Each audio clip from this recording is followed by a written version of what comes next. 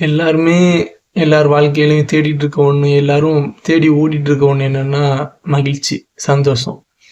ஆனால் மகிழ்ச்சிங்கிறது நம்ம வெளியே தேடுற ஒரு விஷயம் கிடையாது. அது ஒரு ஸ்டேட் ஆஃப் மைண்ட், அதாவது ஒரு மனநிலை. அந்த போதுன்ற மனநிலை, ஒரு சின்ன சின்ன விஷயங்களை பார்க்கும்போது கிடைக்கிற சந்தோஷத்தில் வர்ற மனநிலை. ரொம்ப முக்கியமாக சொல்லப்போனால் நம்ம எப்படி ஒரு விஷயத்தை பார்க்குறோம் அப்படிங்கிறதுல தான் அதில் சந்தோஷமே அடங்கியிருக்கு. ஒரு 3 விஷயம் சொல்கிறேன். மகிழ்ச்சிங்கிறது ஒரு ஒரு முடிவு கிடையாது. ஒரு இந்த விஷயத்தை செஞ்சால் மகிழ்ச்சி கிடைக்கும், அதை வாங்கினா மகிழ்ச்சி கிடைக்கும், இங்கே போனால் மகிழ்ச்சி கிடைக்கும் அப்படின்னு இல்லை. அது ஒரு பயணம். அது எப்படி சொல்கிறது, இப்போ இங்கேருந்து நம்ம எல்லாரும் ஊட்டிக்கு ட்ரிப் போகிறோன்னு வைங்க. ஊட்டிக்கு போய் ட்ரிப்பு போய் முடித்தோன்னே நமக்கு அங்கே ஒன்றுமே இருக்காது, ஒரு கிளைமேட்டு தான் கிடைக்கும்.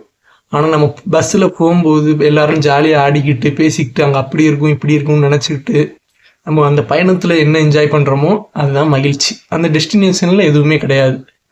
2வது போதுங்கிற மனநிலை. நமக்கு போதும் அப்படிங்கிற மனநிலை வந்துருச்சுனாலே பாதி சந்தோஷம் வந்துடும். இல்லை எனக்கு கார் வேணும், வீடு வேணும், பைக் வேணும், அது வேணும், இது வேணும், நம்ம மனசு குரங்கு மாதிரி அதை வேணும் இது வேணும் சொல்லிக்கிட்டே இருக்கும். ஆனால் நமக்கு போதும்பா, என்கிட்ட இருக்கிறது போதும், இப்போதைக்கு இருக்கிறத வச்சு எனக்கு அது வேணும், இருந்தாலும் இருக்கிறத வச்சு நான் சந்தோஷமா இருக்கேன் அப்படிங்கிற மனநிலைங்கிறது ரொம்ப முக்கியம். 3வது நிகழ்காலத்தில் வாழுதல்.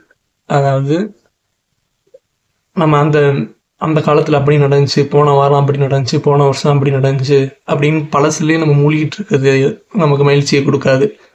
அதே மாதிரி நம்ம அப்படி இருக்கணும் இப்படி இருக்கணும் எதிர்பார்த்துக்கிட்டே இருக்கிறது, எதிர்காலத்தை பற்றி நோக்கி போயிட்டே இருக்கிறதும் மகிழ்ச்சியை கொடுக்காது. இப்போ என்ன இருக்குது, இப்போ சாப்பாட்டில் என்ன முருங்கைக்காய் இருக்கா, வெங்காயம் இருக்கா, இதை நம்ம சந்தோஷமாக சாப்பிட்றோமா, அதுதான் வாழ்க்கைங்கிறது. அதாவது நிகழ்காலத்தில் வாழ பழகிங்க. ஒன்று, மகிழ்ச்சிங்கிறது ஒரு முடிவு கிடையாது, அது ஒரு பயணம் அப்படிங்கிறத புரிஞ்சுக்குங்க. 2வது போதுங்கிற மனநிலை. இப்போதைக்கு இருக்கிறது போதும், அதுலேயே நான் சந்தோஷமா இருக்கேன் அப்படிங்கிற மனநிலை. 3வது நிகழ்காலத்தில் வாழ்றது. எதிர்காலத்தை பற்றி யோசிக்காமையோ இல்லை அந்த காலத்தில் அது நடந்துச்சு அதனால நம்ம அப்படி பண்ணணும் இப்படி பண்ணணும் அப்படின்னு ஏதாவது லூசுத்தனமாக யோசிக்கிறத விட்டுட்டு இப்போதைக்கு என்ன இருக்குது, இப்போதைக்கு என்கிட்ட இப்போ சாயந்தரம் காலைல எந்திரிக்கிறோமா, ஒர்க் அவுட் பண்ணுறோமா, விளையாட போகிறோமா, நம்மக்கிட்ட என்ன இருக்கோ அதை வச்சு நிகழ்காலத்தில் சந்தோஷமாக வாழ பழகிக்கணும். இது எல்லாமே மகிழ்ச்சிக்கான ஒரு முக்கியமான ஒரு விதை.